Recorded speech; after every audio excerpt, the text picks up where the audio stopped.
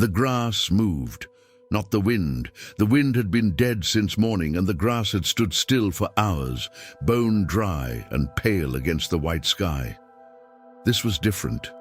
This was the grass moving the way it moves when something large is passing through it at a distance. A pressure wave, a displacement, the kind of thing you notice before you understand what you are noticing. Albrecht noticed it first. He was to my left, 3 meters, his rifle across the top of the earthwork we had spent the previous afternoon building from the hard ground with tools that were not adequate for the ground. He said nothing. He just went still in the way men go still when they have seen something they are not yet ready to name. I followed his eye line, northeast. The steppe opened out flat for as far as you could see, which on a day like this was a very long way. The heat shimmer above the grass, making the horizon uncertain, blurring the line between earth and sky into something wavering and unreliable. For a moment I saw nothing.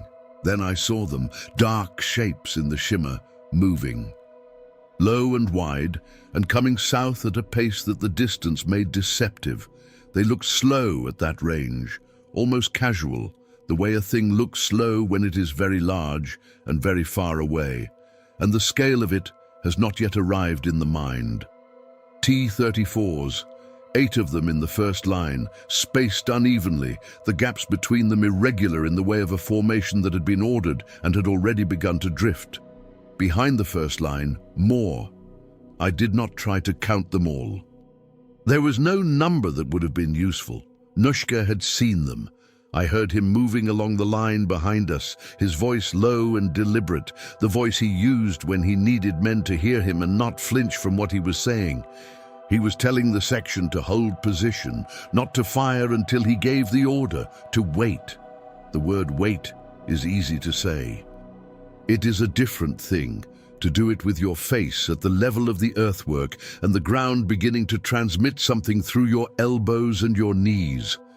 A vibration that was not yet sound, not yet anything you could name, just a frequency that traveled up through the dirt and into the bones and registered there as information about what was coming. I pressed myself lower. The earthwork was not much, 30 centimeters of compacted soil and whatever loose rock had been near enough to pull in. The battalion had not had time to build anything better.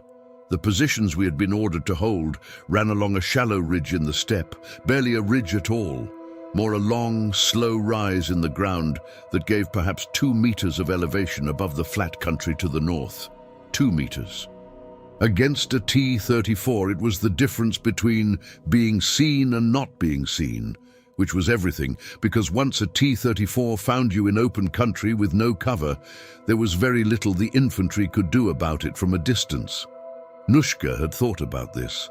That was why we were low. The park was to our right, perhaps 40 meters, tucked into a depression in the ridge that gave the gun crew a low angle of fire across the flat ground to the northeast. I could not see the crew from my position, but I could see the barrel, just the tip of it above the crest line. Feldwebel Nushka had walked the position with the gun's crew chief the previous evening, pointing northeast, talking about fields of fire, about the ground between us and the river bend, about what the Soviets would use and where they would come from. The crew chief had listened. He had his own opinions about the ground. They had reached an agreement. The tanks were closer now. Close enough that the shimmer no longer hid them. Close enough to see that they were not all T-34s. There were some older machines in the second line, BTs perhaps, lighter, sitting lower in the grass. But the T-34s were in front, and the T-34s were what mattered. 8 of them in the lead, the frontal armor angled in the way that made it resist everything we had at range except the park, and even the park was having a difficult year with the T-34s they were building now. The crew chief had said something about this the previous evening, quietly, not as a complaint, just as a technical observation about the relationship between shell velocity and armor plate. Nushka had acknowledged it and said nothing further. I thought about the previous evening. about the way Nushki had walked the line in the last of the light and checked each position without comment, just looked and moved on, the way he did everything, with a complete economy of expression that told you he had assessed the situation and had found it manageable and was now managing it. He was 34 years old. He had been in this army since before the war. He had fought in France and in the opening months of Barbarossa and in the winter of 1941, which had taken men in ways that the summer had not prepared anyone for. He had survived all of it, not by being lucky, but by being precise, by making each decision with the information available and not with the information he wished he had. The tanks were 800 meters out, 700. I had never been in a position like this before, holding against armor in open country with no artillery support, no anti-tank ditch, no minefield, nothing between us and the advancing machines except the ground and the power and whatever the infantry could do at close range. In France, the fighting had been different. Even in the first months in Russia, the situations had been different, more fluid, less static, the enemy arriving in ways that gave you options. This was different. This was a line in the ground, and in order to hold it and tanks coming across flat steppe with nowhere to go except through. 600 meters. The sound of the engines had arrived.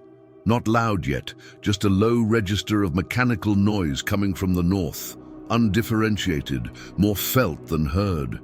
The ground vibration was clearer now, a rhythmic something in the earth under the position. Albrecht adjusted his grip on his rifle. He did not look at me. He was watching the tanks.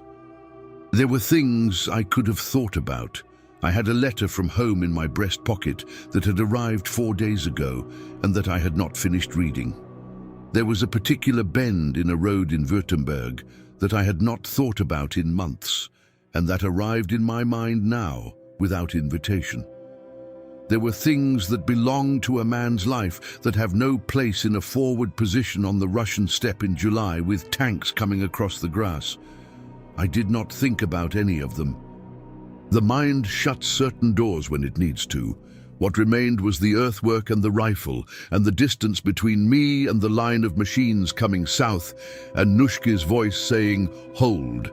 500 meters. The pack fired.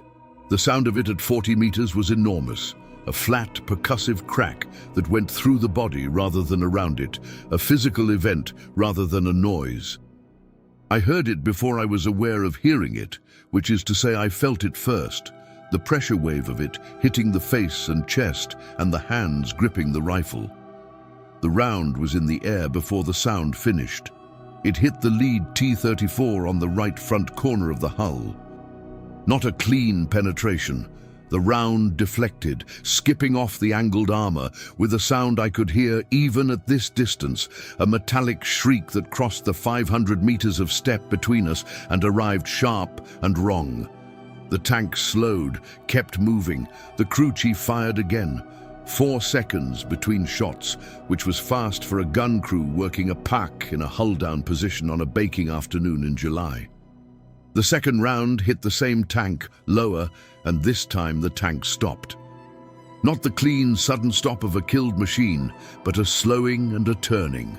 The tank traversing left as if trying to unmask something, and then stopping with the engine still running, the sound of it changing pitch, and then a hatch opening on the top, and a figure appearing and immediately dropping back inside, and the hatch closing again. Not dead. Damaged and pulling back. The other 7 T-34s had not stopped. They had spread wider when the first one was hit, increasing the gaps between them, making individual targeting harder. This was not panic, it was a reaction, a learned response, the kind of thing tank crews do automatically when the armor in front of them absorbs a hit. They came on wider and lower in the grass, as if trying to reduce their profile, and they came on faster. 400 meters. Nushki gave the order for the infantry to open fire. Not because rifle fire would damage a T-34, it would not, but because there was infantry behind the tanks. We had not seen them at first. They had been behind the armor, using the hull of the machines as cover, and at this range they became visible. Men on foot, moving behind the tanks, staying close to the metal, letting the armor clear the way. Soviet infantry tactics that summer involved following the tanks closely, relying on the armor to suppress the forward positions while the infantry came up behind. It had worked elsewhere. It had worked against positions that broke when the armor arrived. We did not break. I'm not saying this to claim something that was not there. The feeling in the position when the tanks came through 400 meters was not courage, as it is described in accounts written after the fact, with the retrospective clarity of a man who knows how it ended. What I felt was closer to a kind of narrowing, the world compressing to the immediate, to the rifle and the earthwork, and the ground between us and the nearest man I could see behind the advancing armor. Everything else was outside the frame. You did not feel brave. You felt specific. You felt useful or useless within a very small set of variables, and you concentrated on the ones where you could still affect the outcome. The rifle fire was accurate. The infantry behind the tanks were trying to stay behind the tanks, and the tanks were moving, and the men who moved to keep up with the machines became visible in the gaps. 3 of them went down in the first minute of sustained fire from our line. Not all of them stopped moving. One of them was hit and kept coming, bent low, still running, which is the thing about the steppe that always surprises. The distances are so flat and clear that you see everything in a way that other terrain does not make you see, and sometimes what you see is a man continuing to function past the point where function should have stopped. 300 meters, the park was still working. The crew chief had found his range on the lead elements and was firing methodically, 1 shot every few seconds, the breech opening and closing in a rhythm that had something mechanical and deliberate about it, almost indifferent, as if the gun had its own opinion about the pace of events and was proceeding at its own tempo, regardless of what the steppe was doing around it. A second tank was hit and stopped. This one stopped cleanly. The engine sound cut, a thin thread of smoke from the engine compartment, the machine sitting in the grass at 320 meters, with no further movement from inside. The other tanks adjusted. They were changing course now, angling to pass around the dead machine, which brought some of them onto a different bearing, which brought them directly toward the section of the ridge where Nushka had positioned us. He had seen it. He was already moving along the back of the position, low, staying below the crest line, telling someone to shift right. I heard his voice, but not the words. The meaning was clear. He was adjusting the line to match the adjustment the tanks were making, which was the correct response and which required him to be moving and visible and communicating at a moment when everything in the situation was incentivizing the opposite. He was not crouching. Not quite. He was moving at a bent-forward run, fast, below the line but not flat, and every time he rose to confirm a position or signal a man he was briefly visible above the crest line from the north. He rose 4 times in the space of 60 seconds, and each time he dropped again immediately. The 4th time he rose a rifle round from the Soviet infantry, clipped the top of the earthwork 2 meters to his left and threw up a small spray of dirt, and he dropped and came up again and kept moving. He had not been hit. He kept moving 200 meters. The pack was still firing. The crew chief had been working through the advancing line with a discipline that required ignoring the reality of what was coming toward him across the open ground. 7 remaining operational T-34s spread wide, coming fast, the guns on the turrets beginning to fire, the tank rounds hitting the ridge in a series of detonations that moved along the crest line like something searching for the source of the fire that had stopped 2 of their number. The ground shook with each impact. Dirt and small rock fell back into the position. Albrecht pulled his face against his forearm between shots. The crew chief fired again. Hit. This one penetrated. I saw it from my position. The round went in through the side of the turret at perhaps 210 meters, the specific angle the crew chief had been waiting for since the tanks spread and one of them had presented a flank, however briefly, however partially. The tank stopped and something happened inside it that showed at the hatch seams as a brief bright line and then smoke and then nothing from inside. 3 tanks stopped, 4 operational, still coming, 150 meters. The Soviet infantry behind the tanks were taking significant losses from our fire. What had been a dense line of men was now a dispersed and thinning formation, the survivors pressing flat behind whatever the ground offered, which on this section of steppe offered very little. Some of them had stopped advancing altogether. Some of them were working left, away from the direction of the park, which was sensible, moving away from the thing that had destroyed 3 of their armor, but which brought them into a converging angle with the section Nushka had repositioned to the right. He had anticipated this. I did not understand this until later, when there was time to reconstruct the shape of what had happened. In the moment I was watching my own sector, firing at the men I could see, aware of the tanks as a presence and a sound and a vibration, but not processing the full picture of what was developing. Nushka had the full picture. He had been holding it since the tanks appeared on the northeast horizon and the grass began to move, and he had been adjusting the position piece by piece to account for each change in the Soviet approach. And now the Soviet infantry moving left were walking into a field of fire he had constructed for them without their knowledge and without their being able to see it until they were already inside it. The machine gun opened from the repositioned section. The sound of it cut across everything else. The tank engines, the artillery somewhere to the east, the rifle fire from both sides. And the Soviet infantry who had been moving left stopped moving. Some stopped because they went down. Some stopped because the calculation about movement versus cover had suddenly resolved itself in a new direction. The advance of the infantry element, which had already been slowing under rifle fire, stopped.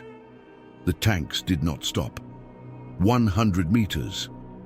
The ground was shaking continuously now, not the rhythmic vibration of approaching machines, but a constant movement. The earth itself unsettled, the loose dirt in the position jumping and resettling with each tank round that hit the ridge. The noise had crossed some threshold where individual sounds were no longer distinguishable from the general register of all of it together. Guns, engines, rounds impacting, the Pak still firing, men shouting along the ridge in both directions. Nushka appeared behind me. I did not see him approach. He was simply there, crouching at the back of the position, and he put his hand on my shoulder and said something directly into my ear that I could hear despite the noise because he was that close. He said the Pak was going to fire twice more, and that after the second shot, we were going to let the tanks come through and hold the infantry. He said it matter-of-factly, the way he said everything, as if holding position while T-34s came through was an administrative decision that had been made by someone with adequate information and appropriate authority. He moved on. I looked at Albrecht. Albrecht had heard. His face said he had heard. Neither of us said anything. The Pak fired its second-to-last shot. Hit. A T-34 at 90 meters, slewed right and stopped, the right track gone. The machine spinning on its own axis and coming to rest broadside to our position, with the turret traversing to find the gun that had killed it. 3 tanks still moving, 80 meters. The Pak fired its last shot at 60 meters and hit the center tank low on the hull, and the tank kept coming, slowing, the engine sound wrong but still turning, and at 40 meters it stopped on its own, the engine dying, the machine sitting in the grass with smoke coming from somewhere underneath, and the crew trying the hatches, the top hatch opening, and a figure trying to come out, and the fire from the ridge making that impossible, and the hatch closing again. 2 tanks still moving. Both were past the Pak's position now. past the gun, angling south into the ground behind the ridge, into the area where the battalion's rear elements were positioned. Not into the forward line, through it. This is the moment that accounts of this kind of engagement often describe as a crisis. It was not a crisis.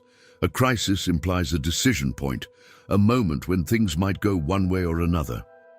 What it was instead was simply the situation as Nushka had described it. Tanks through, infantry still outside. Infantry held outside was what mattered, because tanks without infantry support are a different problem than tanks with infantry, and the infantry had not reached the ridge. We held the ridge. The Soviet infantry that remained operational on the other side of the crest line attempted twice more to close the distance. The first attempt came about 6 minutes after the 2 tanks came through. A rush by perhaps 30 men from the left, using the stopped and smoking T-34 at 40 meters as cover, moving up behind it and then sprinting the last distance. The rush was broken before it reached the earthwork. Some of the men who started it did not reach the tank they had been using for cover. The ones who did reach it went to ground behind it and stayed there. The second attempt did not materialize into movement. There was preparation for it. We could hear it. The movement behind the dead ground to the north, voices, the sound of men repositioning. And then there was not movement. What happened instead was a withdrawal. Quiet, organized, the Soviet infantry pulling back the way trained men pull back, not running, keeping low, maintaining intervals, watching the ridge as they went. Nushka watched them go from the crest line. He stood upright at the top of the position for the duration of the withdrawal, watching north until the last of the Soviet infantry had cleared back beyond the range of effective fire. Then he came down. He walked the line. He looked at each man. He stopped at the position where Gefreiter Mahler had been and where Mahler was no longer, and he stood there for a moment and said nothing and moved on. He reached me and Albrecht and looked at both of us and said something about the machine gun section and pointed right and moved on. The steppe to the north was still. The grass moved again. The same movement as before, the same displacement, but going the other way now, going north. The Soviet withdrawal pushing through it the way the advance had come through it an hour ago. The 2 T-34s that had come through the ridge were somewhere to the south. We could hear them. The sound of their engines had changed since they came through. One of them had a roughness in it that had not been there before, something in the drivetrain that the ground or the fighting or simple hours of running had worked loose. Both of them were still moving. They were not coming back north. They were doing what tanks without infantry support do in broken contact. They were moving to put distance between themselves and the threat they could no longer locate or engage effectively, looking for their own lines or a rally point or someone to tell them what to do next.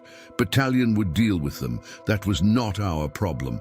Our problem was the ridge, and the ridge was still ours. I looked at my hands. They were not shaking. I had expected them to be shaking, and they were not, which surprised me, and then the surprise passed, and I accepted it as information about the present moment rather than anything more general. Albrecht sat down against the inside of the earthwork, with his back to the north and his knees pulled up and his rifle across his knees. He looked at the position where Mahler had been. Then he looked at the sky. He said something quiet that I did not hear clearly, something about the sound of the pack, about the crew chief, about what that kind of shooting required of a man in that kind of position. I had been thinking the same thing. The crew chief had stayed at the gun. Had stayed at the gun when the tanks were inside 100 meters, and inside 50 meters, and inside 40, firing until the ammunition was gone, and had stayed at the gun after the ammunition was gone, because where else was he going to go? I did not know his name. I did not ask Albrecht if he knew it. Nushka came back along the line. He stopped at our position and said 2 things. The first was that we needed to move Mahler.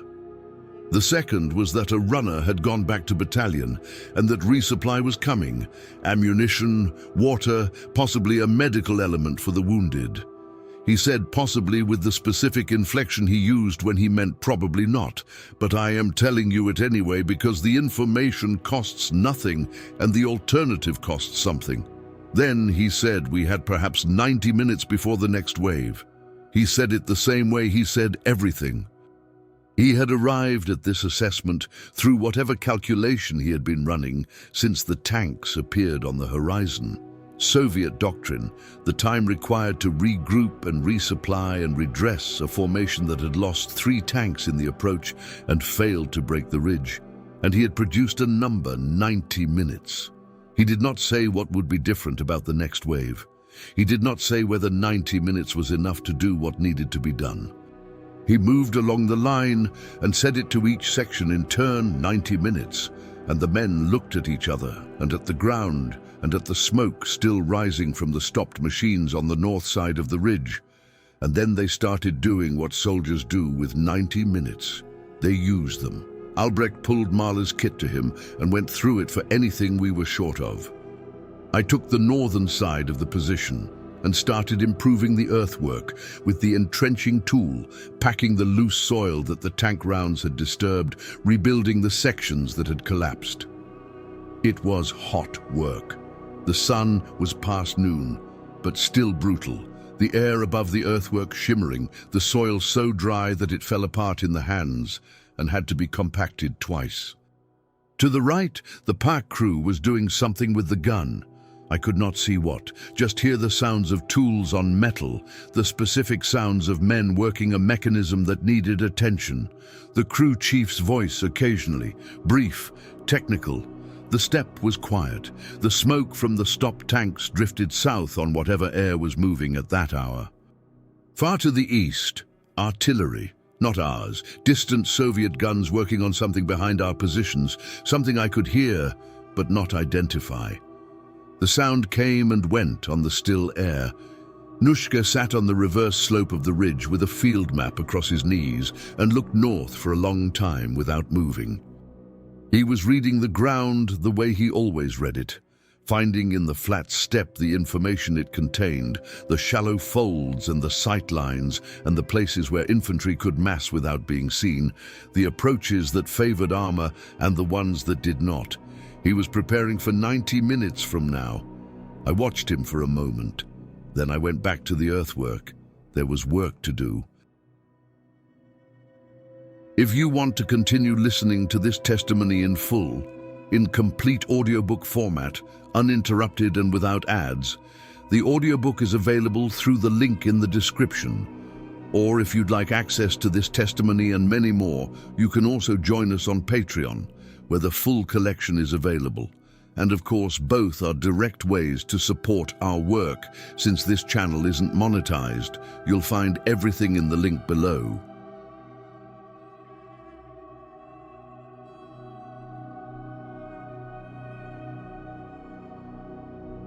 The 90 minutes became 70. A runner came back from battalion at some point during the wait. I did not see him arrive, only saw him crouching behind the reverse slope, talking to Nushka, the two of them close together, the runner's voice fast and low. Whatever he said, Nushka listened to all of it before he responded. Then he sent the runner back the way he had come and stood and looked north for a long moment, and then came along the line. He did not tell us what the runner had said. What he told us was that the pack was the priority and that the crew chief had a request. The request was ammunition. The pack had fired 11 rounds in the first engagement and had 3 remaining, and 3 rounds against what was coming in 70 minutes, which was now 60, was not a number that changed the calculation in any useful direction. The supply element that had been promised had not arrived. Nushka said this without elaboration. He was not apologizing for the supply element. He was communicating a fact so that the men who needed to know it would know it and could adjust their thinking accordingly. Albrecht looked at me when Nushka moved on. I had nothing to say to the look, so I said nothing. We both knew what 3 rounds meant. We had both done the arithmetic of the first wave while we worked on the earthwork, counted the tanks that had come, counted the shots the crew chief had needed, understood the ratio. 3 rounds was enough for 3 shots if everything went correctly. Nothing in the first wave had gone correctly. The crew chief had needed more than 1 shot per tank and had still lost 2 machines through the line. I went back to packing soil. The earthwork was better than it had been, but it was still not what it needed to be, and the work of making it better was useful in ways that were not entirely about the earthwork. The pack crew was still working the gun. I could hear them, the crew chief's voice at intervals, something about the breech mechanism, about the recoil cylinder. One of the other crew members responding. They were addressing something that the sustained fire of the first wave had done to the gun, some wear or displacement in a component that the crew chief had identified and was now correcting with the tools available to him in a fighting position on the Russian steppe in July. He had the flat, unhurried focus of a man who understood that the work in front of him was the only work that mattered, and that the time available for it was finite, and that these 2 facts together defined his afternoon. I thought about the crew chief, not in a general way. Specifically, he had fired 11 rounds from a static position while 7 T-34s closed to 40 meters, and 2 of them came through his line. He had not moved. The doctrine said you displaced when armor closed to within 100 meters of an anti-tank gun position. You pulled the gun back, you found a new position, you did not allow the tanks to overrun the gun. The crew chief had not displaced. He had stayed and fired until he had nothing left to fire, and then he had stayed, because there was nowhere to go that would have served the position on the ridge, and the position on the ridge was what he was there for. He was alive.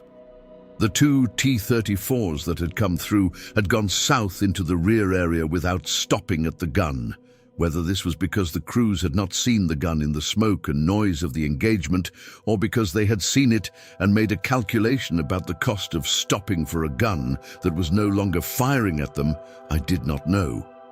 What I knew was that the crew chief was still at the gun and was fixing the recoil cylinder and had 3 rounds. 50 minutes. The runner came back. Not the same runner, a different one, moving fast from the west along the reverse slope of the ridge, not from battalion this time, but from the company to our left. He reached Nushka and delivered whatever he was carrying, and Nushka's face did something brief and controlled, and then he thanked the runner and sent him back. He came to our position first. He said the company on the left was gone, not destroyed, pulled back. The first wave had hit them differently than it had hit us. More tanks in their sector, less prepared ground, and a section on their left flank that had broken when the armor came through and had not been recovered. The break had spread. By the time the company commander understood the shape of what was happening, he had perhaps 60 men still at their positions and a gap on his left flank that was widening and 2 T-34s working his rear, and the calculation had resolved itself in the direction of withdrawal. He had pulled back to the secondary line 400 meters south, which meant our left flank was open. Nushka said this without drama. He said it as a geographic fact. The left flank is open. Here is what that means. Here is what we are going to do about it. What we were going to do about it was extend the line. Pull 2 sections from the right, where the ground gave better fields of fire to the north and where the pack still covered the most likely armor approach, and push them left to anchor the flank that was no longer anchored by anyone else.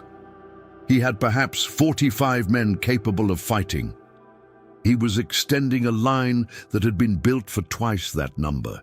He said it as if the arithmetic did not concern him. I do not think this was performance. I think by that point in the afternoon, the arithmetic had become simply the situation, and the situation was what it was, and the question was not whether the numbers were good, but what you did with the numbers you had. Albrecht was moved left. I stayed in the original position. Nushka went with Albrecht's group to set the new anchor, which meant I would not see either of them for the duration of what was coming. Albrecht looked back once as he moved along the reverse slope. His expression was the flat, concentrated expression of a man who is committed to a course of action and is not revisiting it. I watched him until the curve of the ridge took him from view. 40 minutes. The steppe to the north was still empty. This was its own kind of pressure. The waiting, the absence of the thing that was coming, the mind constructing the approach across the flat ground in the same way it had come before, except larger and adjusted for what the first wave had found.